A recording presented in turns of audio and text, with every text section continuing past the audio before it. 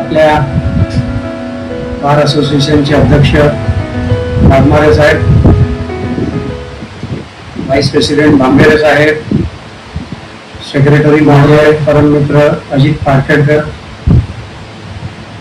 अकोटकर साहेब, इथे सर्व जमलेले वकील मित्र मैत्रिणींनी, ज्या दिवशी स्टडी सर्कल हे आपलं सुरू झालं त्याच दिवशी अजित पाटखेडकर साहेबांनी मला सांगितलं होतं की कॉन्ट्रॅक्ट ऍक्ट या विषयावर तुम्ही बोला. मी त्यांना म्हटलं होतं मी लिमिटेशन ऍक्ट वर बोलतो. आता खरी गोष्ट सांगायची अशी आहे की कॉन्ट्रॅक्ट हा विषय माझा तयारच नव्हता, पण त्या दिवशी मी त्यांना काही सांगितलं नाही. वकिलाचं एक महत्वाचं प्रिन्सिपल तुम्हाला सांगून ठेवतो, तुम्ही ज्युडिशियरीमध्ये जाणार आहात किंवा वकिलीमध्ये राहणार आहात, आपल्याला काही येत नाही ते कधीच कोणाला सांगायचं नसतं. आपण आता 4 दिवाळीमध्ये आहोत, आपल्या आपसामध्ये आहोत, आपल्याला सगळंच येत असतं.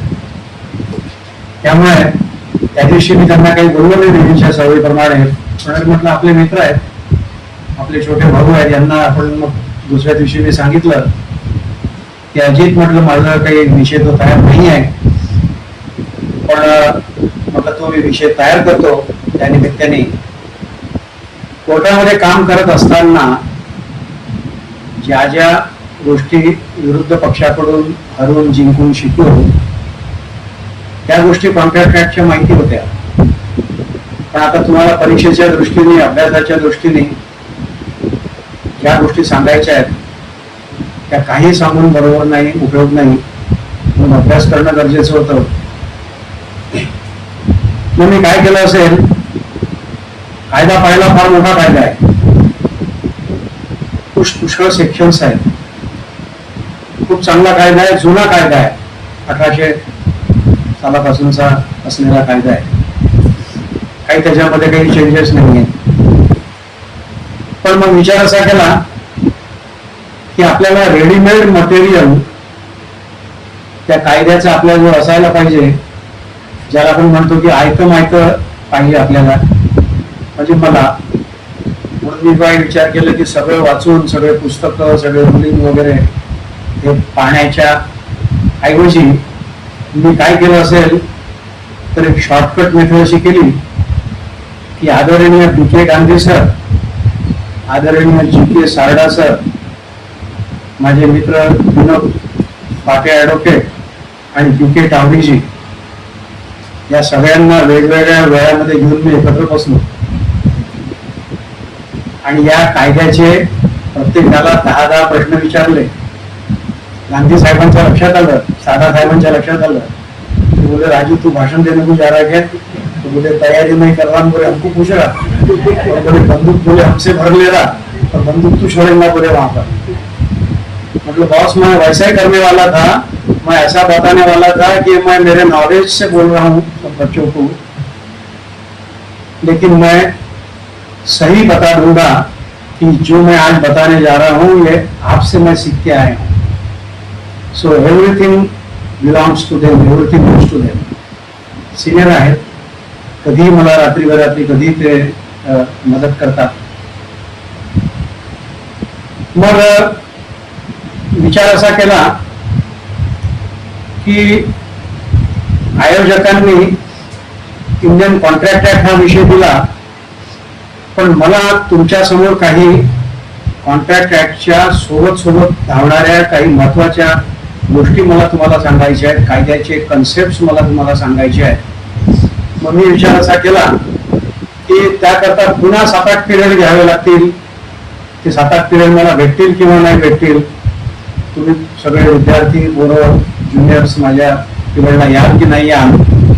म्हणून मी आज एक थोडीशी आयडिया अशी केली की कॉन्ट्रॅक्ट ऍक्टचा विषय जरी तुम्ही दिला असेल तरी तुमच्या परवानगीने, आयोजकांच्या परवानगीने मी अजून असे काही मुद्दे मांडणार आहे की जे आपल्याला वकिलीमध्ये आवश्यक आहेत, ज्युडिशरीमध्ये आवश्यक आहेत, पुढच्या आयुष्यामध्ये त्या न्यायप्रणालीच्या संदर्भामध्ये जे जे कामं आपल्याला असतील त्यामध्ये या ज्या काही गोष्टी मला सांगायच्या आहेत त्या मी तुम्हाला सांगून जाणार आहे.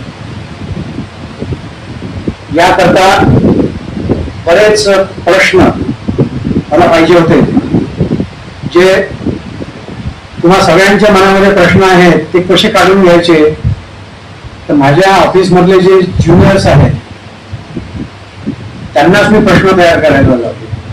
काल रात्री सगळ्यांनी मला प्रश्न दिले आणि त्यांना एक अट अशी होती की प्रश्न द्यायचा पण उत्तरही तुम्हीच मला सांगायचं. त्याच्यामुळे आजच्यातला जो अर्धा भाग आहे तो माझ्या ज्युनियर मंडळींनी मला तयार करून दिलाय. त्यातले काही प्रश्न आकाश वरणकरचे आहेत, काही प्रसाद कासारचे आहेत. प्रसाद कासारने मला खूप छान चार्ट तयार करून दिलेला आहे, तुम्हाला मी नंतर सांगणार आहे. तो कंपॅरेटिव्ह प्लेज, मॉर्गेज, हायपोथिकेशन हे आपल्याला कॉन्ट्रॅक्ट ऍक्ट मध्ये जे शिकायचे आहेत त्याचा कंपॅरेटिव्ह चार्ट प्रसादने तयार करून. सायली सुरोसे यांनी काही नोट्स मला काढून दिल्या. अभिनव आपटे, मोनिका श्रीराव यांनी सगळ्या नोट्स काढून दिल्या. आणि या सगळ्याचं संकलन, सगळ्याचं झेरॉक्स आणि सगळ्याचा डाटा पप्पा तुम्ही बरोबर मांडू शकणार नाही थोडी, म्हणून माझा मुलगा तो एका वकिलीमध्ये आलाय श्रीरंग. या सगळ्या ज्युनियर लोकांनी सगळं जे तयार करून दिलेलं आहे, म्हणजे सिनियर सारडा साहेब आणि गांधी साहेबांपासूनचे तुम्हाला मी नावं घेतलेलेच आहेत, आणि या ज्युनियर लोकांनी मला तयार करून दिलं आहे. म्हणजे आजच्या बोलण्यामध्ये तुम्ही जेव्हा इथून 5:15 वाजता घरी जाल तेव्हा म्हणाल की खोत साहेबांचं काय होतं, त्यापेक्षा हे ज्युनियर पोरच बोलवाले असते ते काम म्हणून घेत असते. यांनी महत्वाचे जे मुद्दे सांगितलेले आहेत ते तुम्हाला सांगणं गरजेचं आहे. मागच्या आपल्या मीटिंग मध्ये मी विषय असा सांगितला होता की रोज एक चांगलं काम करायचं, एका अश्रू पुसायचे. आज एक नवीन विषय 1 मिनिटाचा सांगतो आणि आपल्या विषयाला सुरुवात करतो. तो म्हणजे असा की आपण आता परीक्षा आल्या, आपल्याला ज्युडिशियरीला जायचं आहे, त्यावेळेला आपले हे क्लासेस आपण चालवतो. मी या मताचा आहे की हे क्लासेस ऑनगोईंग असायला पाहिजेत, सुरूच असायला पाहिजे. आपण आपल्याला 1850 वकील लोक आहोत, गरज नाही की सिनियर लोकांनीच विषय मांडायचे. तुम्ही जे आयोजक आहात, संयोजक आहात, तुम्हीच सांगायचं याच्यात जे बसलेलं आहे की आता उद्याच्या मीटिंगचा विषय तुम्ही घ्यायचा आहे. मग असं करता येईल. त्याचं कारण सांगतो की मी जेव्हा वकिलीमध्ये आलो त्यावेळेपासून एक संकल्पना सुरू आहे. त्यावेळेला आदरणीय भैयासाहेब पिंपरखेडे साहेबांनी संकल्पना सुरू केली आणि नंतर मग आपोआप ही संकल्पना अशी चालली की माझे काही मित्र परिवारातले लोक आहेत, दुपारी आम्ही चहा प्यायला बसायचं.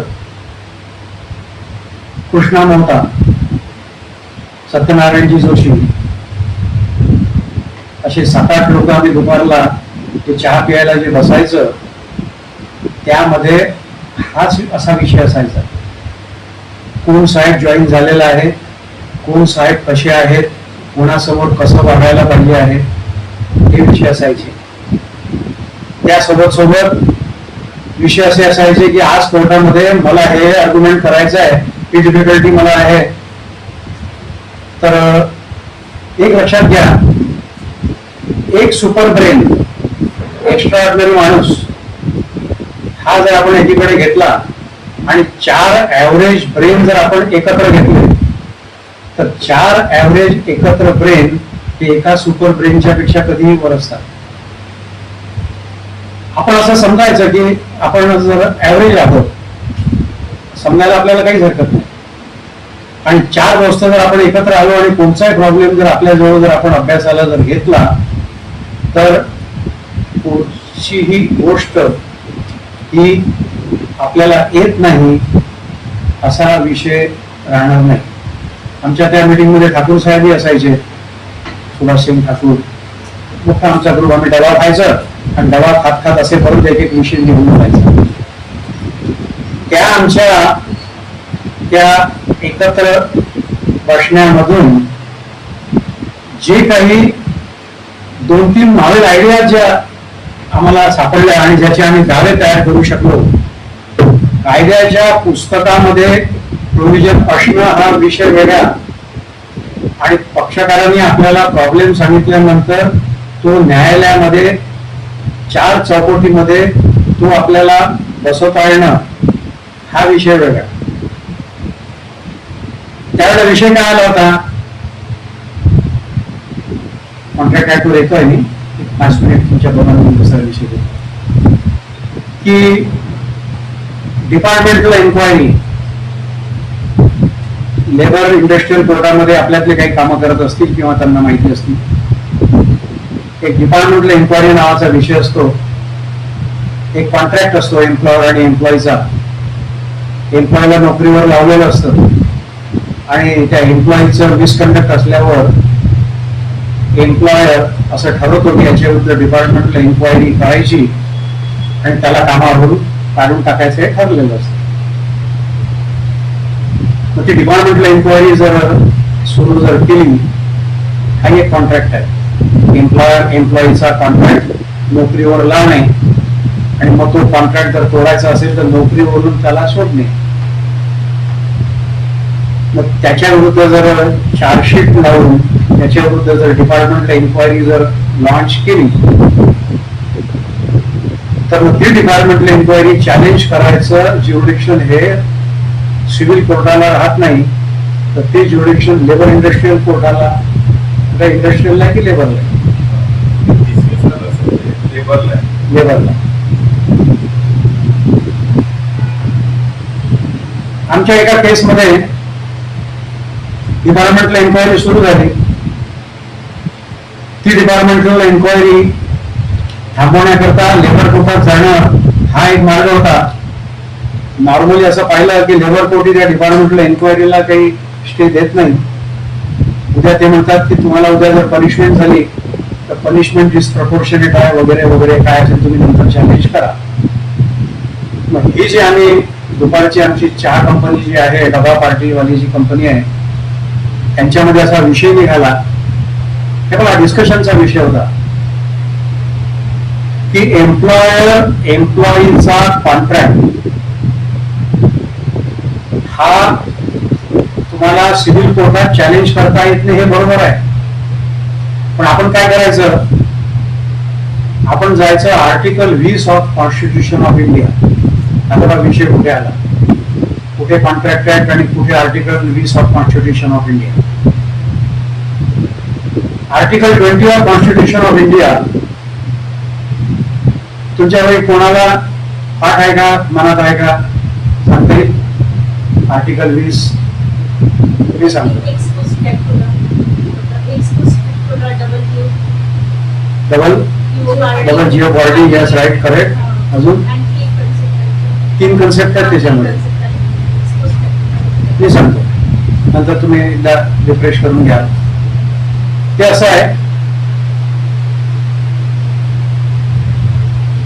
की कायद्यामध्ये जी तरतूद दिलेली आहे, जेवढी सजा दिलेली आहे त्या सजापेक्षा जास्त सजा माणसाला देता येणार नाही. गुन्हा केला, कायद्यामध्ये दिला की तुम्हाला 3 वर्षाची सजा, 3 वर्षाच्या वर तुम्हाला सजा देता येणार नाही. एक nobody can be punished twice for one offense. एक गुन्हा जर तुम्ही केलेला असेल तर त्या गुन्ह्याकरता त्याला 2 शिक्षा दिल्या जाणार नाही. आणि तिसरा आणि महत्वाचा जो सिद्धांत आहे, जो आता आपल्याकरता महत्वाचा आहे, की कोणालाही, कोणत्याही आरोपीला ट्रायल मध्ये, आपण कसं आहे, कोणत्याही आरोपीला ट्रायल असताना त्याच्या विरुद्ध पुरावा देण्याचं कंपल्शन करता येत नाही. No accused can be compelled to give evidence against him in any criminal trial. मग आता तुम्ही म्हणाले आर्टिकल 20 चा त्या डिपार्टमेंटल एन्क्वायरीचा लेबर लॉचा संबंध आला कुठून? हे चाललं आमचं दुपारचं डिस्कशन चाललं. आजचा 1 तास संपला, 2-3चा तर उद्या डिस्कशन करू. त्यात असं आलं की डिपार्टमेंटल एन्क्वायरी सुरू झाली होती आणि पुन्हा त्या डिपार्टमेंटनी एक कंप्लेंट दाखल केली होती पोलीसकडे आणि त्याच्यामुळे चार्जशीट कुठं झाली होती आणि क्रिमिनल ट्रायल पण चालू होती. म्हणजे पहा काय झाली आहे पोझिशन. एक डिपार्टमेंटने डिपार्टमेंटल एन्क्वायरी सुरू केली आहे, त्याच चार्जेसच्या अगेन्स्ट सीसीएम साहेबांच्या कोर्टामध्ये क्रिमिनल केस सुरू आहे. तिकडे क्रिमिनल केस चालू आहे, डिपार्टमेंटल एन्क्वायरी चालू आहे. आम्ही काय विचार केला की डिपार्टमेंटल एन्क्वायरी चालणं म्हणजे आमच्या पक्षकाराला त्या एम्प्लॉईला तिथं स्टेटमेंट द्यावं लागेल. डिपार्टमेंटल एन्क्वायरी मध्ये स्टेटमेंट द्यावं लागतं. गेली पॉईंट जो असतो त्याला स्टेटमेंट द्यावं लागतं. ते स्टेटमेंट देणं म्हणजे ते रेकॉर्ड होईल आणि that statement will be use in the criminal trial. Doctor साहेब लक्षात आला विषय तो की इकडे जर तुम्ही डिपार्टमेंटल एन्क्वायरीला जर तुम्ही स्टेटमेंट जर दिलं तर ते स्टेटमेंट तो एम्प्लॉयर त्या क्रिमिनल ट्रायल मध्ये ते यूज करेल. म्हणजे तो काय होईल, आर्टिकल 20(3) चा भंग होईल. म्हणजे ultimately you are here by compelling that person to give statement against yourself. म्हणून आम्ही काय केलं की भाई चलो एक सिव्हिल सूट दाखल कर दे. सिव्हिल सूट एम्प्लॉयर रिलेशनचा नाही. सिव्हिल सूट काय केला की आम्ही एम्प्लॉई आहोत, तिकडे डिपार्टमेंटल एन्क्वायरी चालली आहे, तिकडे क्रिमिनल ट्रायल चालला आहे. आमची विनंती अशी आहे न्यायालयाला की this departmental enquiry should be stayed till the final decision of criminal trial. आम्ही सिव्हिल सूट दाखल केला. तो सिव्हिल सूट केला आर्टिकल 20 भरोशावर, फंडामेंटल प्रिन्सिपलच्या भरोशावर. कॉन्ट्रॅक्ट काही असू द्या एम्प्लॉईचा, आणि तिथे आम्हाला सिव्हिल सूट मध्ये आम्हाला स्टे मिळाला. स्टे असा मिळाला की जोपर्यंत ती क्रिमिनल ट्रायल कन्क्लूड होत नाही डिपार्टमेंटल एन्क्वायरी ही चालवायची नाही. डिपार्टमेंटल एन्क्वायरी जोपर्यंत चालली नाही आमचा माणूस हा एम्प्लॉयमेंट मध्येच राहिला आणि तो त्या नोकरीतून कधीच निघाला नाही. आम्ही काय केलं, आता तो विषय आपला आहे, तो बाहेर बोलायचा नाही, पण आता आपल्याच्यात रेकॉर्ड होईल, काही हरकत नाही. आम्ही थोडक्यामध्ये नाटक लावून केलं. कायदेशीर रेकॉर्ड होते म्हणून सांगतो, कायदेशीर मुद्द्यांवर आम्ही ते लांबवलं. त्या माणसाचं रिटायरमेंट येऊन गेलं, सुपर एन्युएशन झालं, त्याचं पेन्शन चालू होऊन गेलं आणि नंतर मग ते दावेरी दंडणी झाले. म्हणायचा अर्थ असा, कॉन्ट्रॅक्ट ऍक्ट जरी असला कायद्याप्रमाणे तरी कॉन्ट्रॅक्ट ऍक्टशी संलग्न ज्या प्रोव्हिजन्स असतात त्याचे आपल्याला अभ्यास करणं गरजेचं असतं. म्हणून एक प्रिन्सिपल लक्षात ठेवायचं आहे की आर्टिकल 20 लक्षात ठेवा, ते कुठेही तुम्हाला कामात पडणार आहे. कोणत्याही माणसाला कायद्यात दिलेल्या सजाच्या वर सजा देता येणार नाही. एका माणसाला जी सजा दिलेली असेल त्याच्याकरता 2 सजा त्याला देता येणार नाही. आणि तिसरा मुद्दा हा स्पेसिफिक असा की त्याला त्याच्या विरुद्ध जी क्रिमिनल केस आहे त्यामध्ये पुरावा देण्याचं कंपल्शन करण्यात येणार नाही. हा सगळा विषय आमचा त्या स्टडी सर्कल मधला. त्या स्टडी सर्कल मधला दुसरा विषय जो आला तो विषय जो आला जजमेंट इन परक्युरियम. ऐकला शब्द?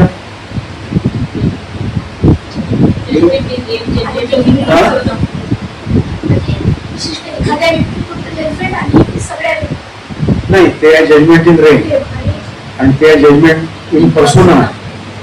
जजमेंट इन पर्सोनम म्हणजे 2 माणसांच्या संबंधातलं जजमेंट ते त्यांच्यावरच लागू होईल. जजमेंट इन रेन म्हणजे सगळ्या जगाला लागू होईल. हे आहे जजमेंट इन परक्युरियम किंवा इन परक्युरियम जजमेंट. आहे कोणाजवळ विषय मी सांगून देतो. मी तरी पाहा, आपला समज असा आहे किंवा ते खरंही आहे की हायकोर्टाने जजमेंट जर दिलेलं असेल तर ते जजमेंट ट्रायल कोर्टावर बाइंडिंग राहील. त्याला ते फॉलो जर नाही केलं तर त्याच्या विरुद्ध ऍक्शन होईल. त्याच्या विरुद्ध कंटेम्प्ट होईल. पण अशी एक कॉन्टिंजन्सी असते की ज्यामध्ये हायकोर्टचं जजमेंट सुद्धा लोअर कोर्ट पाहून असं म्हणू शकते की no, I will not follow the judgment given by honourable high court reported on so and so date because. त्याच्याकरता आपल्याला कळावं लागेल की इन परक्युरियमचा अर्थ काय. इन परक्युरियम म्हणजे असं, कायदा एक म्हणतो, कायद्यामध्ये असं दिलेलं आहे की 3 वर्षाच्या वर तुम्हाला भाडं वसूल करता येणार नाही. You cannot recover the rent more than 3 years. एक कॉन्ट्रॅक्ट झालेला आहे. तो कॉन्ट्रॅक्ट कोणाकोणाचा आहे? घर मालक आणि भाडेकरूचा भाडं देण्याचा कॉन्ट्रॅक्ट आहे. Contract is enforceable but again law of limitation will come. काय झालं होतं, हायकोर्टमध्ये लँडलॉर्ड अँड टेनंटचं भांडण केलं. पजेशनची डिग्री पास झाली होती. मालकाला दावा मिळाला होता, हायकोर्टने स्टे दिला होता. अल्टिमेटली हायकोर्टमध्ये असा निवाडा झाला की जजमेंट जे दिलं होतं की घर खाली करायचं, तर हायकोर्टने ते जजमेंट सॅटिस्फाईड केलं. आणि त्याच जजमेंटमध्ये हायकोर्टने असं म्हटलं की भाडेकऱ्यांनी पूर्ण भाडं मालकाला द्यावं. आणि एक वाक्य टाकलं होतं त्याच्यात, landlord is permitted to file suit for recovery of rent as per the contract. तो त्यांचा करारनामा झाला होता. हाऊएव्हर the tenant will not be at liberty to raise the plea of limitation. विषय आला का लक्षामध्ये? हायकोर्टामध्ये मालक गेला आणि भाडेकरू गेले, तिथे निवाडा झाला. निवाडा देते वेळी पजेशनची डिग्री हायकोर्टने सेटिस्फाईड करून टाकली.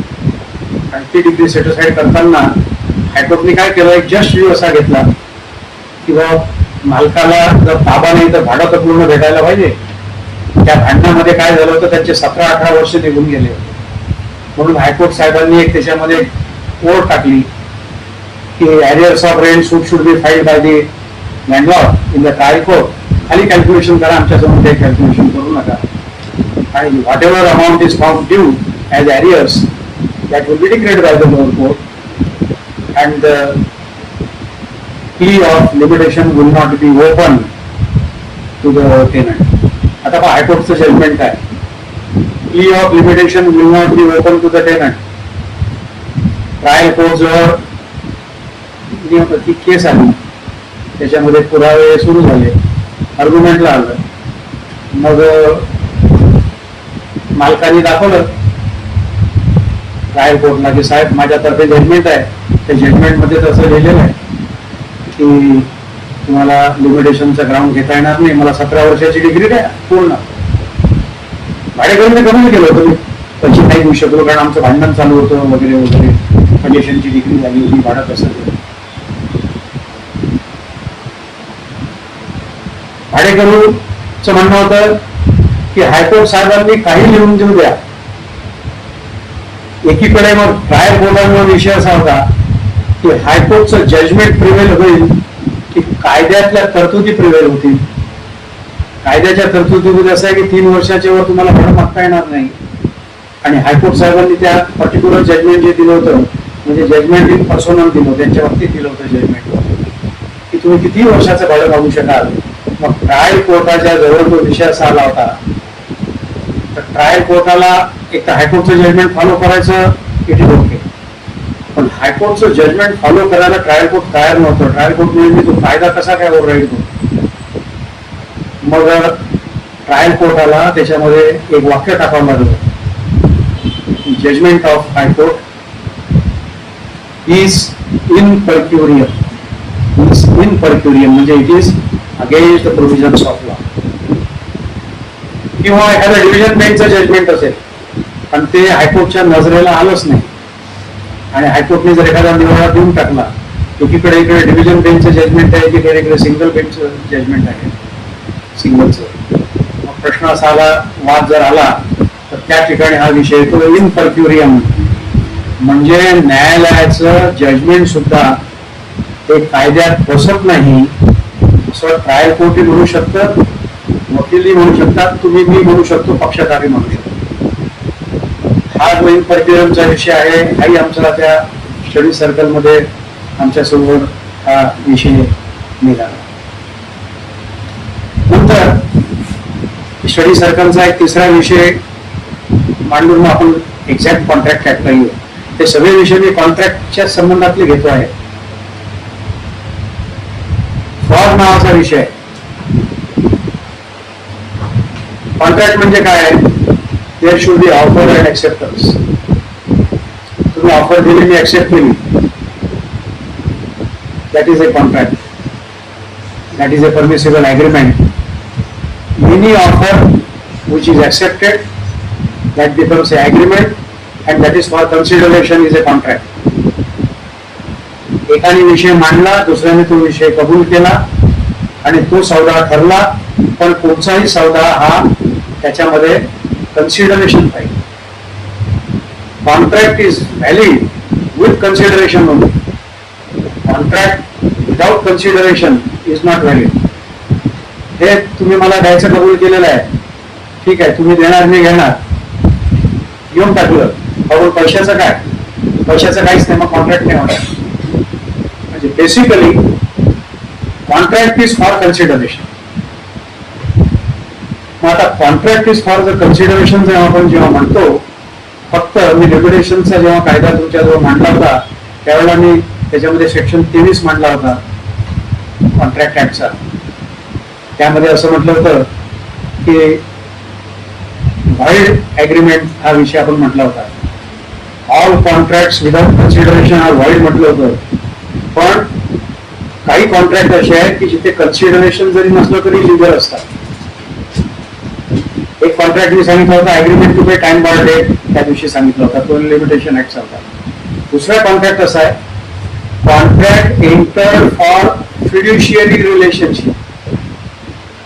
फिड्युशियरी रिलेशनशिप म्हणजे प्रेमाचं नातं, जवळचं नातं, भरोशाचं नातं, नवरा बायकोचं नातं आहे, मुला मुलीचं नातं आहे. जर प्रेमाच्या नात्यामध्ये एखादा व्यवहार जर आपण त्या ज्याच्यावर आपण प्रेम करतो त्याच्यासोबत जर केला असेल तर त्या ठिकाणी कन्सिडरेशनची गरज नाही आहे, कारण प्रेम हेच कन्सिडरेशन आहे, लव्ह अँड अफेक्शन हेच कन्सिडरेशन आहे, किंवा फिड्युशियरी रिलेशनशिप हेच कन्सिडरेशन आहे. त्याच्या संबंधातला एक खूप चांगला कायदा आहे, एक 4 सेक्शनचा कायदा आहे, घरी गेल्यानंतर मिळाला तो वाचून घ्या. लॉ ऑफ बेनामी ट्रान्झॅक्शन्स. हे पहा कॉन्ट्रॅक्ट ऍक्टची कशी निगडीत कायदे आलेले आहेत. लॉ ऑफ बेनामी ट्रान्झॅक्शन. बेनामी वरूनच आपल्या लक्षात येते की त्याला नावच नाहीये, बेनामी. काही वेळा तुम्ही पाहिलं असेल की नवरा हा एखादी शेती बायकोच्या नावाने विकत घेतो आणि तो बायकोच्या नावाने विकत एवढ्या करता घेतो की जगाला कळू नये ही शेती त्या नवऱ्याची आहे. कारण त्याच्याविरुद्ध इन्कम टॅक्स व्हायला लागतील, त्याच्याविरुद्ध ज्याच्या कर्जबाजारी एखादा माणूस झाला असेल तर नॉर्मली आपण असं पाहिलं आहे, कर्जबाजारी माणूस त्याची प्रॉपर्टी ही त्याच्या बायकोच्या मुलांच्या नावाने घेतो. बेनामी ट्रान्झॅक्शन. त्या ठिकाणी बायकोने कोणतेही कन्सिडरेशन दिलेलं नाही आहे किंवा मुलांनी कन्सिडरेशन दिले नाही. म्हणून ते लक्षात असं घ्यायचं की बेसिक कन्सेप्ट ऑफ कॉन्ट्रॅक्ट आजचा जो आपला कायदा आहे त्याचा बेसिक कन्सेप्ट हा आहे की contract should be with consideration. त्याला फक्त एक्सेप्शन्स 2 आहेत. One is the fiduciary relationship आणि another is the agreement to pay time bar debt. कायद्यानुसार एखादा कर्ज जर हे मुदत बाह्य जर गेलं असेल आणि समोरची व्यक्ती जर करारनामा करून देत असेल की माझं मुदत बाह्य झालेलं कर्ज मी तुम्हाला भरून द्यायला तयार आहे, तर तो कायदा लिगल राहील. म्हणजे बेसिक हा कायदा शिकताना आपल्याला लक्षात घ्यावं लागेल there should be offer, there should be acceptance, then it will become a agreement. All agreement should be legal. म्हणजे असा अग्रीमेंट नाही करता येणार या आमच्या माणसाचा तू मर्डर करून उद्या मला प्रूफ देऊन दे, 10 लाख रुपये घेऊन जा. हा सौदा झाला, हा कॉन्ट्रॅक्ट झाला. But that is not legally enforceable. Contract should be legally enforceable. It should be legal. It should be valid. कोर्टात जर गेलो तर न्यायालयाने असं म्हटलं पाहिजे की याचा आम्ही एन्फोर्समेंट तुम्हाला देऊ.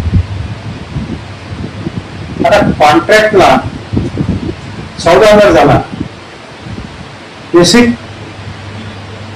सौदा लक्षात घ्यायचा. ऑफर, एक्सेप्टन्स, कन्सिडरेशन म्हणजे सौदा.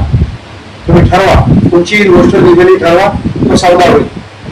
मग आता कोर्टामध्ये जेव्हा सौद्याचे दावे होतात, कॉन्ट्रॅक्टचे दावे होतात, त्यालाच पॅरलल धावणारे जे कायदे आहेत ते म्हणजे स्पेसिफिक परफॉर्मन्स ऑफ कॉन्ट्रॅक्टचे विषय आहेत. आदरणीय सायडा सरांनी मला वाटतं तो विषय आपल्या समोर घेतला होता. That is also a branch of contract. Specific performance is a branch of contract. Specific performance साठी किंवा कॉन्ट्रॅक्टच्या साठी डिफरन्सेस काय आहेत? कोर्टामध्ये जे आता आपण रोज जे दावे चालवतो, ज्यांनी सिव्हिल कोर्टामध्ये जे दावे चालवत आहेत त्यांना माहिती आहे, किंवा इसार चिठ्ठी झाली, खरेदी करून दिलं नाही दावा, व्यवहार झाला, इतका माल सप्लाय करायला सांगितलं होतं, तो माल सप्लाय केला नाही, दावा. विषय असा आहे की स्पेसिफिक परफॉर्मन्स ऑफ कॉन्ट्रॅक्ट किंवा सूट्स बेस्ड ऑन कॉन्ट्रॅक्ट हे जे आपण कोर्टामध्ये आपण दाखल करतो, याला डिफेन्सेस काय आहे, म्हणजे प्रतिवादींनी तो दावा जिंकायचा कसा. वादी काय करेल, हा माझा सौदा झाला, मी जिंकलो, होऊन जाईल तसं. पण काही काही गोष्टीमध्ये अशा असतात की सौदा होणे तो सौदा तोडायचे ग्राउंड्स असतात. मग बेसिक तुम्हाला मी ग्राउंड सांगून देतो. सौद्याचा बेसिक कन्सेप्ट सांगतो, ऑफर, एक्सेप्टन्स, कन्सिडरेशन म्हणजे सौदा. आता हा सौदा तोडायचा आहे आपल्याला कोर्टामध्ये, इलिगल ठरवायचा आहे. मग त्याच्याकरता काय ground, fraud, undue influence, coercion, misinterpretation, deceit, आणि अजून एक नो फ्री कन्सेंट. हा लक्षामध्ये.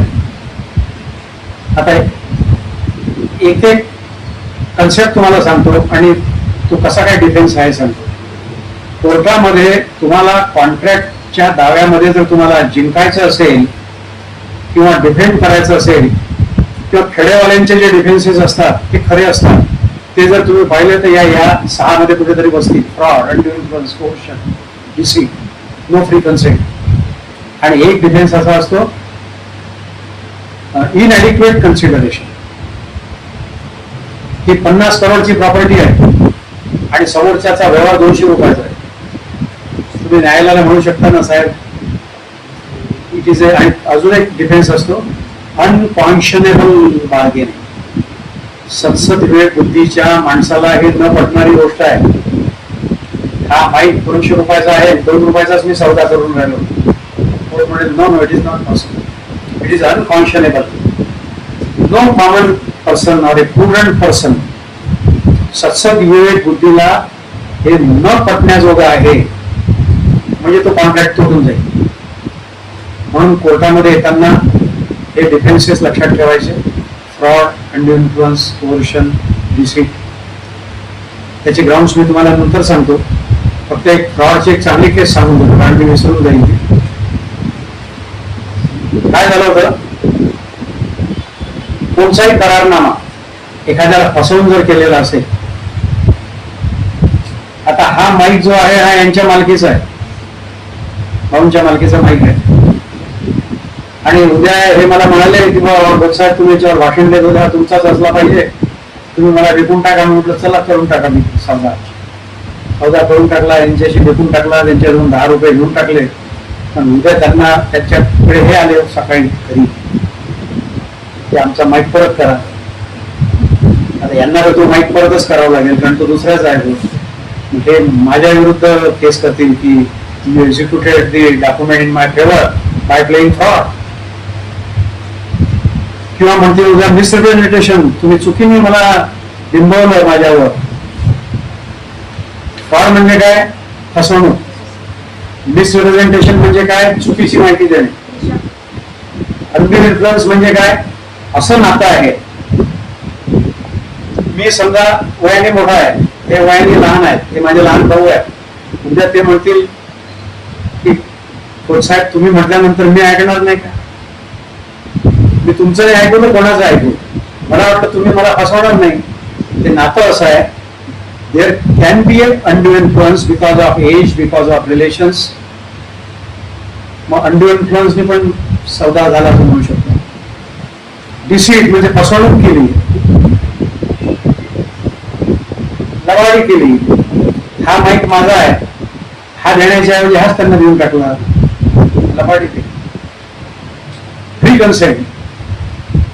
ज्यांना कळलं होतं की हे जे काय आहे हे चुकीचं झालेलं आहे, पण त्यावेळेला इलाज नव्हता, दबाव आलेला होता, म्हणून कन्सेंट हा मनापासून न देता कंपेलिंग सर्कमस्टान्स मध्ये तो कन्सेंट दिलेला आहे. एक वेळा तुम्हाला माहित असेल की जे कोर्टामध्ये जे आपले दावे चालतात खरेदी खताचे, त्याला डिफेन्स येतो मनी लेंडिंग ट्रान्झॅक्शन. ज्यांनी केसेस चालवल्या आहेत त्यांना माहित असेल किंवा ऐकून माहित असेल, normal defence in the court is of money lending transaction. तो कसा असतो? एसआर चिठ्ठी ऍग्रीमेंट टू सेल झालं, त्या ऍग्रीमेंट टू सेल मध्ये सौदा लिहिलेला आहे. खरेदी खत करायचं 6 महिन्यानंतर ठरलं होतं, झाले करार. डिफेन्स काय येतो? That agreement is not voluntarily. There is no free consent of the defendant, because defendant's wife was ill at that time. She was bedridden. She was in the hospital. So hospital चे documents आणतो. So at that time I was badly in need of 10 lakhs rupees for her operation.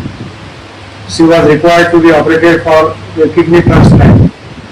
So I went to this person. He is a money lender. He granted 10 lakhs rupees to me. I accepted that, and he insisted me that I should execute an agreement in his favor by way of security to the loan amount.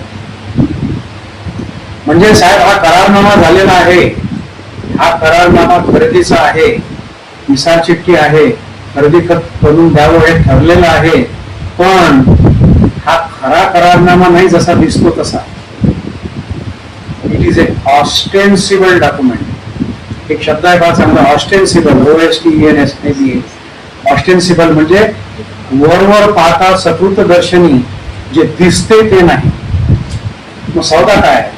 सौदा असा आहे की 10 लाख रुपये मी घेतले, असं ठरलं होतं की 10 लाखाचे 15 लाख रुपये मी याला वर्षभरामध्ये परत करायचे. ते परत केल्यानंतर हा ऍग्रीमेंट टू सेल हा रद्द करून टाकेल आणि कुठलंही खरेदी खत होणार नाही. या बाबतीमध्ये एक महत्वाचं लक्षात ठेवायचं, हे डिफेन्सेस आहेत. हे डिफेन्सेस घेताना सेक्शन 91 आणि 92 एव्हिडन्स ऍक्टचा अभ्यास करायचा कधी. इंडियन एव्हिडन्स ऍक्ट 91 आणि 92. 91 काय? No oral evidence is permissible against what? Against the written document or against the written contract. लेखी सौदा जर आपला झाला आपल्या दोघांचा, तर त्या सौद्याच्या अगेन्स्ट मनी लेंडिंगचा जेव्हा मी डिफेन्स घेऊन येईल समोरचा पार्टी, तेव्हा कोर्ट म्हणणार आहे तेव्हा हा डिफेन्स तर चालणार नाही. पण सेक्शन 91 मध्ये असं म्हटलेलं आहे की no oral evidence is permissible against the written document. आपण जेव्हा कॉन्ट्रॅक्ट ऍक्ट प्रमाणे जेव्हा आपण लेखी सौदा करतो, तेव्हा लेखी सौदा असल्यानंतर तोंडी कसा काय देणार? घाबरायचं नाही त्याच्यासाठी. त्याच्याकरता कोर्टाला म्हणायचं की साहेब फक्त तुम्ही 91 नका वाचू, तुम्ही आता 92 वाचा. त्या 92 मध्ये काय दिलेलं आहे? All the defences which are permissible under the law of contract on the ground of fraud, undue influence, deceit, coercion, no free consent is permissible orally. आता काय झालं असतं की एखाद्याने एखादं चुकून का होईना 4 ओळीचा करारनामा जर कोणाला करून जर दिला असता तर तो माणूस मेला असता आयुष्यामध्ये. म्हणून फ्री कन्सेंटनी झालेलेच फक्त सौदे हे न्यायालयामध्ये एन्फोर्सेबल होतील, जे सौदे झाले लेखी झाले ते न्यायालयामध्ये जर फ्री कन्सेंटने झालेले नसतील तर रद्दबातल होतील. म्हणून कोणताही सौदामध्ये फ्रॉड चालणार नाही, फसवणूक चालणार नाही. जे काय खरं ठरलेलं आहे ते सेक्शन 91 आणि 92 एव्हिडन्स ऍक्ट प्रमाणे कोर्टासमोर पूर्ण उहापोह होईल, पूर्ण चर्वण होईल, पूर्ण अनालिसिस होईल. सावकार 91 सेक्शन प्रमाणे लेखी सौदा मांडेल आणि ज्यांनी कर्ज काढलेलं होतं तो सेक्शन 92 प्रमाणे तो त्याचा डिफेन्स घेईल की साहेब हे खरं असं नव्हतं, त्यावेळेला माझी बायको माझे पोरं आजारी होते, त्यावेळेला तुम्ही एक डॉक्युमेंट काय साहेब तुम्ही मला 10 डॉक्युमेंटही करायला लावले असते, तुम्ही 10 डॉक्युमेंट करून टाकले असते, पण त्यावेळेला मला पैसे घेऊन माझ्या बायकोचा जीव वाचवण्याशिवाय किंवा माझ्या आईचा जीव वाचवण्याशिवाय मला पर्याय नाही. Fraud can be at the time of contract. Similarly, there are some cases where fraud is there while conduction of trial and till giving the judgment. त्याचं तुम्हाला एक उदाहरण सांगतो, इंटरेस्टिंग उदाहरण सांगतो. असं म्हणतात की आपल्या पक्षकारांची नावं सांगू नये, पण आजकाल काय सगळं नेटवर अवेलेबल आहे. मी तुम्हाला फॅक्ट सांगितल्यानंतर तुम्हाला नेटवर सापडेल म्हणून ते पक्षकाराचं नावही तुम्हाला सांगतो. It is a case of long ago. तुमच्यापैकी जे सिनियर आहेत तुम्हाला माहित असेल ते कुर्ले नावाचे साहेब होते आपले. हा जो आपला जुना कोर्ट आहे वरंडा, त्या वरंड्यामध्ये त्यांचं कोर्ट होतं. ही वॉज सिव्हिल जज ज्युनियर डिव्हिजन. आता डिस्ट्रिक्ट जज रिटायर झालेले. त्यांच्या न्यायालयासमोर एक सद्गृहस्थ माझा अनोळखी होता, तो तिथे बसला होता. खांद्यावर एक लाल छाटी, खेड्याचा माणूस, त्याच्या हातामध्ये एक लोटा आणि बसलेला तिथे. मी माझ्या केस करता त्या साहेबांच्या कोर्टातून जाऊन बाहेर निघून आलो. त्यांनी मला आवाज दिला, हो वकील साहेब, वकील साहेब, माहिती केस ऐका ना, माहिती केस ऐका ना. आपल्याला लागेल असं कोणी असा आवाज दिला आणि वकिलाला बोलावलं, माझी केस ऐका ना असं म्हटलं. मी त्याला म्हटलं तू माझ्या ऑफिसला ये ना, माझं कार्ड देतो.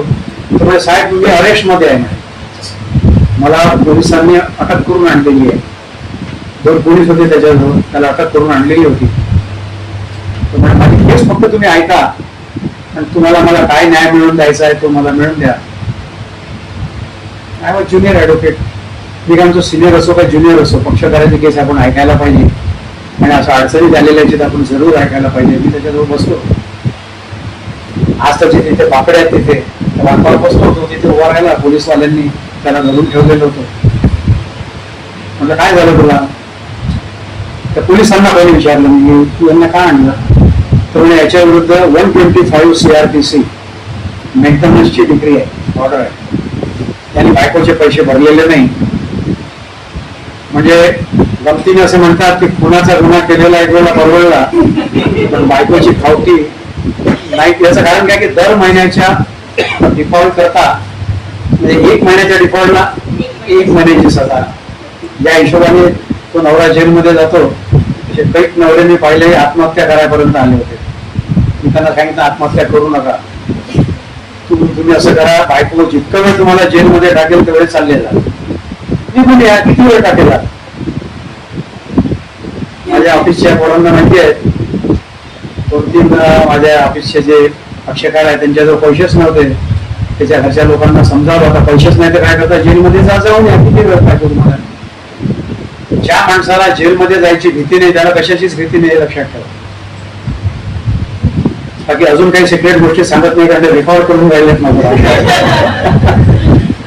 आता विषय आपला काय होता, तो जो लोटा घेऊन माणूस जो बसला होता, आता एक 5 मिनिटामध्ये तो जेलमध्ये त्याची ऑर्डर होणार आणि पैसे भरलेच नाही ना. मग मी त्याला म्हटलं काय झालं? तर म्हणे हा साहेब सापडतच नव्हता, हा पळून जात होता. आम्ही जेव्हा जायचं हा घुसकन इकडून जाता, इकडून पळून जायचा. मोठ्या मुश्किलनं याला पकडून आणलं, कोबडे साहेबांच्या समोर वॉरंटमध्ये आणलं. आता याला जेलमध्ये टाकतो. त्यांनी अर्ज केला होता की 12 महिन्याकरता त्याला जेलमध्ये टाका म्हणून. who was on the verge of sending him behind the bars. त्याची गोष्ट मी जेव्हा ऐकली तेव्हा मलाही पटलं. ती मेंटेनन्सची ऑर्डर जी होती ती बायको करता नव्हती, ती याच्या मुली करता होती. बायकोला काही थोडस इन्कम असल्यामुळे ती खामगावला काही उत्पन्नाचं साधन होतं तिला, त्याच्यामुळे तिला खावटी न मिळता तिच्या मुलीला खावटी मिळाली, म्हणजे याच्या मुलीला खावटी मिळाली. हा मला म्हणाला की साहेब माझी जी मुलगी आहे होती ती जन्म झाल्याच्या नंतर 3 वर्षातच वारली, आणि आता माझ्या बायकोने हा जो मेंटेनन्सचा दावा जो दाखल केलेला आहे हा तिला दुसऱ्या माणसाकडून जी मुलगी झाली तिचं नाव पण त्याने प्रतिभा म्हणून नाव ठेवलं आहे. That was a case of Krishnappa versus Pratibha. That is reported judgment आहे, तुम्हाला ती मी तुम्ही वाचायला. कृष्णप्पा वर्सेस प्रतिभा अशी केस होती. तर हा म्हणाला की ही जी खावटी मागते आहे माझ्या मुली करता, ती माझी मुलगी लॉंग ॲगो वारलेली आहे, ती नाहीच आहे जिवंत. तर म्हटलं मग तू मला ते कागद आणून देशील का? हो म्हणे मी खामगाव मला इथून सोडून द्या. सोडला तो येणार नाही म्हणे, मी साहेबांच्या समोर जाऊन सांगतो. पुढे साहेबांना मी समजावलं की साहेब ज्याचा तुम्ही वॉरंट काढलेला आहात आणि ज्या करता माणसाला तुम्ही जेलात घालता साहेब, हा अन्याय होऊन राहिलेला आहे. त्या स्त्रीने फ्रॉड प्लेट केला आहे कोर्टावर. दुसऱ्या माणसाकडून तिला जी मुलगी झाली होती जी याची मुलगी नाहीच आहे, त्या मुलीचं नावही त्यांनी तेच ठेवलं प्रतिभा, आणि त्यांनी मेंटेनन्सची केस दाखल केली तिने, आणि याला बाप दाखवून, कारण तो जो बाप होता तो बाप सापडला नव्हता तिचा, त्याच्यामुळे तिला मेंटेनन्स घ्यायचं होतं म्हणून हा पहिल्या नवऱ्याच्या विरुद्ध ही मुलगी लावली आणि मेंटेनन्सची केस दाखल केली. पुढे साहेबांना काय वाटलं असेल ते म्हणाले हो साहेब तुम्ही अंडरटेक करा की हा माणूस पळून जाणार नाही, हा हजर होईल, त्याचे काय सर्टिफिकेट आहेत मला 8 दिवसात आणून द्या. आणि म्हटलं साहेब आता मी काय करू? ते म्हणाले तो साहेब आता तर मी नवीन वकील, मला काही करायला मार्ग नाही. म्हटलं साहेब याच्यात काही रस्ता तर निघत असेल ना. ती जी डिग्री होती ती सुप्रीम कोर्ट पर्यंत कन्फर्म झालेली होती. एक लक्षात घ्या, आपल्या मनात असं असते सुप्रीम कोर्टाची कन्फर्म झालेली डिग्री सेटिस्फाईड नाही होते. Any degree or order obtained by a person by fraud, even if that is passed by the Supreme Court, that can be set aside. मग कोर्ट साहेब मला म्हणाले की 5:30 वाजता कोर्ट साहेब मला भेटा, मी तुम्हाला सांगतो काय करायचं ते. त्यांनी ओपन कोर्टामध्ये विरुद्ध वकील असताना त्यांच्या समोर बोलवून, म्हणजे त्यांना वाटायचं मग कोर्ट साहेबांना कसं काय सांगितलं, म्हणजे you will have to file a suit for setting aside that degree as it was obtained by plain fraud. म्हणजे सौदा जसा फ्रॉड मध्ये जसा आपल्याला रद्दबातल करता येतो तसंच न्यायालयाचं जजमेंट सुद्धा फ्रॉडुलंट जर घेतलं असेल तर आपल्याला रद्दबातल करता येतं. मग मोठं साहेब काय करावं लागेल तर म्हणे लिमिटेशन ऍक्ट मध्ये एक प्रोव्हिजन अशी आहे की any judgment which is passed or obtained by the party by plain fraud that can be set aside from the court within a year. पुन्हा विषयात लिमिटेशन ऍक्ट जो आपण मागच्या वेळेला पाहिला होता त्यात फ्रॉडुलंट डिग्री 1 वर्षामध्ये तुम्हाला सेटिस्फाईड करता यायचं. त्यांनी मला हिंट देऊन दिले की तुम्ही एक असा दावा दाखल करा. तर मी साहेबांना काय म्हटलं, त्यावेळेला हे ऑनलाईन वगैरे रंगोळी नव्हत्या. त्यावेळेला जे दादा होतो, आपला आत्ता विषय झाला होता दादांचा, सिनियर सुपरिटेंडेंट ज्यांना आपण दादा म्हणतो, ते बिचारे संध्याकाळी 6, 6:30, 7 वाजेपर्यंत कोर्टामध्ये बसायचे. तुम्ही साहेबांना काय म्हटलं, साहेब मी आत्ताच दावा ड्राफ्ट करून आणतो, सुपरिटेंडेंट दाखल करतो. नाव सांगायला गेलं ते वाडेगावकर दादा होते त्यावेळेला, व्हेरी नाईस पर्सन, बरोबर जेंटलमन अँड वेल एज्युकेटेड, खूप नॉलेज होतं त्यांना. कुणाल उपाध्याय काका होते, ते 90 वर्षाचे येऊन वाढले, तुम्ही त्यांच्यासोबत काम केलं असेल काही लोकांनी. कुणाल उपाध्याय काकांजवळ मी दावा ड्राफ्ट केला, 2 पेजचा दावा ड्राफ्ट केला. सुप्रीम कोर्ट पर्यंत जजमेंट झालेलं आहे. ज्या मुलीला खावटी दिलेली आहे ती मुलगी अगोदरच वाढली, ज्याच्याकरता कोर्टाने मेंटेनन्स दिलाय ती आमची मुलगी नाही आहे. So that judgment is obtained by fraud. Honorable court will be pleased to set it aside. 39(1) चा injunctionचा अर्ज केला की the recovery proceedings which have been initiated on the basis of order under 125 listed Kubde साहेबांच्या पोटात ते थांबले. किती चांगले साहेब लोक होते पहा. 7:15 7:30 नावात बाहेरून तिथे गेला. त्यांनी कच्चा नंबर केला. प्लेनची कॉपी मला जास्तीची मागितली. तो दावा न्यायालयात पाठवून दिला. ती कॉपी त्यांच्याजवळ घेऊन ते रजिस्टरला लिहायचे. जे आपले अगोदरचे वकील लोक आहेत त्यांना माहित आहे की आपल्याला त्या रजिस्टरवरती एंट्री करावी लागायची त्याची. आणि you will be surprise to know 8 दिवस कशाला. कुबडे साहेब was please to grant me stay on that day itself. तो पक्षकार मला भेटला. तो दुपारी 3ला भेटला आणि संध्याकाळी 7:30 पावणे 8च्या दरम्यान ती फ्रॉडुलंट डिग्री स्टे झाली होती. याला म्हणतात कोर्टाने न्याय करणं, याला म्हणतात न्याय करणारे न्यायाधीश, याला म्हणतात सुप्रिटेंडेंट, याला म्हणतात कोर्टातले क्लार्क आणि मदत करणारे लोक. ती जे स्टे झालेला जो आहे तुमच्या माहितीकरता सांगतो, ती ऑर्डर सुप्रीम कोर्ट पर्यंत मेंटेन झाली. मग आम्ही काय केलं तर जेव्हा स्टे टिल नेक्स्ट डे होता त्याच्यामध्ये, तर आम्ही त्या खामगावच्या तिथून तिथे पाचले गावकर महाराजांचा कोणाचा तरी मठ आहे म्हणतात तिथे, किंवा होता त्यावेळेला. त्या ठिकाणी ती लेडी काही काळ राहायची. त्यावेळेला काय होतं की डेथ अँड बर्थ रजिस्टर नावाचं रजिस्टर मेंटेन करायचे. तिला जे लेकरू झालं होतं ते वारलं, म्हणजे ज्या तारखेला ती मुलगी जी दाखवली होती ती वारली, त्याचं सर्टिफिकेट मिळालं. पुष्कळ डिटेल्स आहेत, आता त्याच्यामध्ये मी जात नाही कारण आपल्याला पुष्कळ विषय घ्यायचे आहेत. आणि अल्टिमेटली जजमेंट और order which was obtained by that lady by playing fraud, even though that was maintained up to Supreme Court, that was set aside by the lower court of Akola. म्हणून कॉन्ट्रॅक्टला जेवढं महत्व आहे तेवढंच महत्व जे आपण defences घेतो त्याला या फ्रॉड मध्ये जर बसत असेल, म्हणून me afraid of supreme कोर्टची degree असेल तरी आपण सेट असाइड करू. बेलमेंट, प्लेज, हायपोथिकेशन, मॉर्गेज आणि कंडिशनल सेलवर, म्हणजे मग आपण तुम्ही सांगितल्याप्रमाणे कॉन्ट्रॅक्ट ट्रस्टेड असेल नाही तर बाकीचे सगळे विषय कॉन्ट्रॅक्टचेच आहेत बरं. पण ते रिमोट चालले होते, पुढे पुढे चालले होते. म्हणजे आता यांना आज नाही सांगणार तर मी केव्हा सांगणार आहे. कधी आपल्याला प्लॅटफॉर्म मिळेल. तुम्ही जो प्लॅटफॉर्म दिला त्याचा मी वापर करून घ्या. काही जर राहिलं तर 13 तारखेला आपल्याला वेळ असतो, आपण म्हणजे डिटेलमध्ये घेऊ शकतो. नाही तर हा एक बेसिक हा घेऊन घेतो. पेमेंट, प्लेज, मॉर्गेज, हायपोथिकेशन आणि कंडिशनल सेल घेऊन टाकू. नंतर काही राहिलं तर पुढे घेऊ. मग आपल्याला नंतर जे कोणते कोणते विषय घ्यायचे ते आता सांगून देतो. त्याचे एक आहे एजंट आणि principal, compensation for breach of contract, mistaken payments, जे चुकून एखादं पेमेंट जर झालं तर त्याचं काय करावं लागतं त्याच्यामध्ये. हे सगळे विषय जे आहे ते पुढच्या वेळेला घेऊ. कंटिन्यूइंग गॅरंटी, हे सगळे विषय नंतर पाहू. बेलमेंट जे आहे, बेलमेंट इज, आता दोन गोष्टी आहेत कॉन्ट्रॅक्ट ऍक्ट मध्ये. Contract is for movable as well as immovable.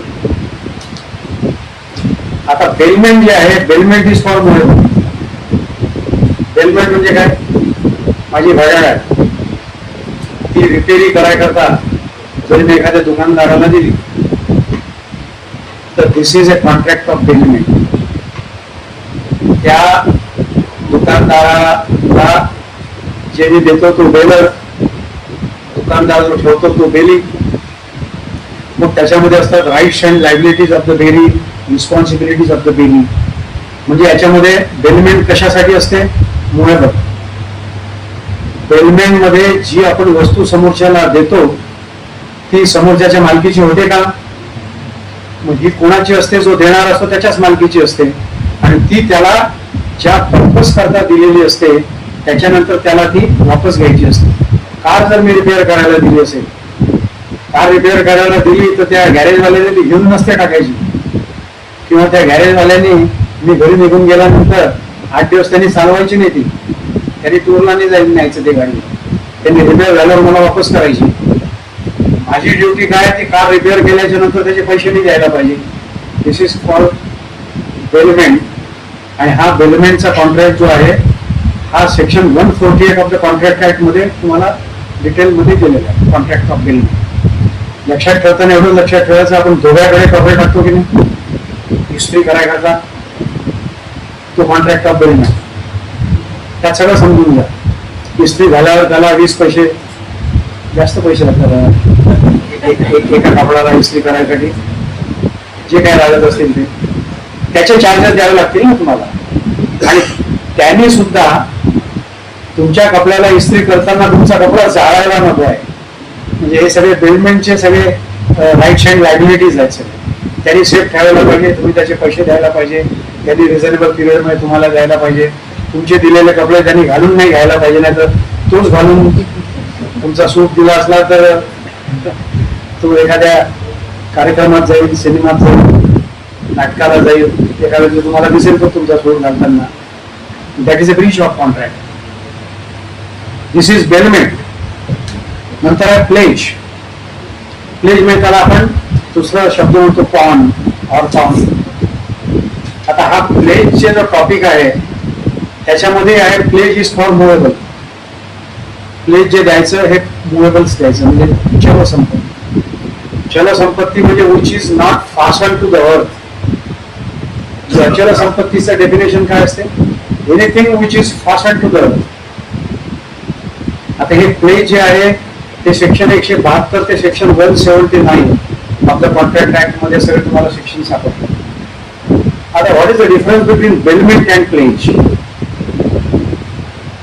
Bailment मध्ये आपण वस्तू देतो आणि घेऊन देतो. प्लेज मध्ये वस्तू आपण देतो आणि त्याच्या भरोशावर कर्ज काढतो. थोडक्यामध्ये आपण ऑर्नामेंट दिले, ही अंगठी समजा आपण समोरच्याला देऊन दिली आणि त्याला म्हटलं मला याच्या आवेश मला पैसे दे बाबा, मला 2 लाख रुपये दे. त्याने आपल्याला 2 लाख रुपये दिले, त्याची प्रॉपर्टी आपली प्लेज झाली त्याच्यावर. तसंच गुड्स असतात, माल असतात, कॉटन बेल्स असतात. हे व्यवहार खूप चालतात व्यापाऱ्यांच्या जवळ. कापसाचे व्यापारी आपल्या बेल्स असतात, कॉटन बेल्स बँकेजवळ राहून ठेवतात, त्यांच्या बरोबर म्हणजे when a loan is taken by depositing the property and which is given in the lock and key and custody. For example, bank धरून आपण बेलमेंटचं एक्झाम्पल म्हणजे घड्याळाचं दुकान लक्षात ठेवा. प्लेज म्हणजे बँक लक्षात ठेवा. बँकेजवळ आपण सोनं दिलं, कापसाच्या गाठी दिल्या. मग विषय येतो हायपोथिकेशन. हायपोथिकेशन म्हणजे मी कार विकत घेतली, बँकेचं कर्ज काढलं, 10 लाखाचं कर्ज काढलं, कार विकत घेतली. प्लेज मध्ये ताबा बँकेचा आणि हायपोथिकेशन मध्ये ताबा आपला. You are permitted to use that vehicle, but आता प्रश्न असा आहे की ओनरशिप कोणाची आहे? हायपोथिकेशन मध्ये ओनरशिप असते बँकेची आणि ताबा हा आपला असतो. हायपोथिकेशन आणि मग असते कंडिशनल सेल. तुम्ही ऍडव्हर्टाइजमेंट पाहिले असतील, हायर परचेस. फ्रीज आहे हे तुम्हाला 12 इन्स्टॉलमेंटवर तुम्हाला दिलेलं आहे, ते तुमच्या ताब्यामध्ये दिलेलं आहे. म्हणजे पजेशन हे तुम्हाला दिलेलं असते. त्याची मालकी कोणाची असते? जो मालक असतो, जो इलेक्ट्रॉनिक वाला आहे त्याच्या मालकीचं ते तुम्हाला दिलेलं आहे. तो सेल जो आहे तो कन्फर्म केव्हा होतो? 12 इन्स्टॉलमेंट त्याची त्यांनी काढून दिलेले आहे. 12 इन्स्टॉलमेंट जेव्हा तुम्ही समोरच्याला पूर्ण द्याल तेव्हा तो सेल जो आहे that sale shall become concrete or confirmed, that is called conditional sale. जोपर्यंत तुम्ही पूर्ण इन्स्टॉलमेंट देत नाही, आपण रजिस्टर्ड सेल डीड जे करतो ट्रान्सफर प्रॉपर्टी ऍक्ट प्रमाणे, the day when it is executed it becomes final. पण हा कंडिशनल सेल जो आहे त्याच्यामध्ये जोपर्यंत तुम्ही सगळे इन्स्टॉलमेंट देत नाही तोपर्यंत तो फायनल होत नाही. हा कंडिशनल सेल जो आहे हा याचं ओरिजिन तुम्हाला सापडेल सेल ऑफ गुड्स ऍक्ट 1930 मध्ये. हा कॉन्ट्रॅक्ट ऍक्टच्या सोबत सोबत किती कायदे येऊन राहिलेले. आणि दुसरं section 58C of transfer of property act. So it is called a conditional sale, it is not a absolute sale. आणि दुसरे ट्रान्सफर येते मग मॉर्गेज. आता mortgage is analogy of section 58 of the TP act, transfer property. आता या mortgage मध्ये माझं घर आहे, ते बँकेला गहाण दिलं आणि गहाण देऊन मी बँकेकडून कर्ज काढलं, हाऊसिंग लोन. बँक मला कर्ज देईल, ते कर्ज फिटेपर्यंत ही प्रॉपर्टी जी आहे बँकेच्या मॉर्गेज मध्ये राहील, त्याला नजर गहाण म्हणतो आपण. आणि ज्या दिवशी मी पूर्ण कर्ज भरेल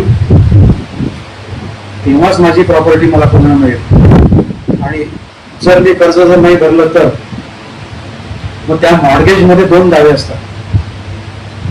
एक दावा असतो फोरक्लोजर अँड सेल. बँकेचा अधिकार काय? फोरक्लोज आणि सेलचा. म्हणजे बँकेमध्ये घर गहाण टाकलं, बँकेतून कर्ज उचललं, मी जर कर्ज जर भरत नसेल तर बँक कोर्टामध्ये दावा दाखल करते फोरक्लोज अँड सेल, किंवा आम्ही यांना कर्ज दिलंय, यांनी कर्ज भरलेलं नाहीये, तर यांची प्रॉपर्टी विकून टाका आणि आमचे पैसे आम्हाला द्या. लिमिटेशन ऍक्टच्या दिवशी तुम्हाला सांगितलं होतं की असा दावा करायचा असला तर 12 वर्षाचं मुदत आहे.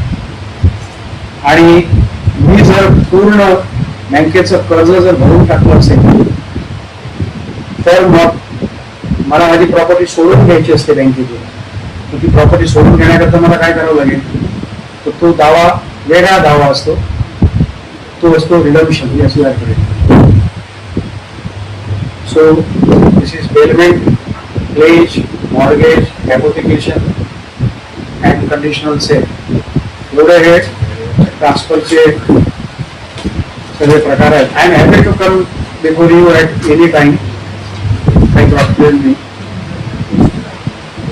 आणि तुम्हाला जो विषय सजेस्ट करायचा तो सजेस्ट करा. पण माझ्याजवळ big team is there with me. My support team is available here today. हे सगळे लोक नवीन माझ्या ऑफिसला आता जॉईन झालेले आहेत, तेही पण आहेत. हे सगळे मला मदत करायला सगळे तत्पर आहेत. त्याच्यामध्ये तुम्ही फक्त विषय द्या आणि 3 दिवसाचा वेळ द्या. ते सगळे मला तयार करून देतील, मी तुमच्याजवळ मांडतो. थोडं बहुत मला माहिती आहे, जे मला थोडं बहुत माहित नाही ते मुलांना घेऊन घेतो.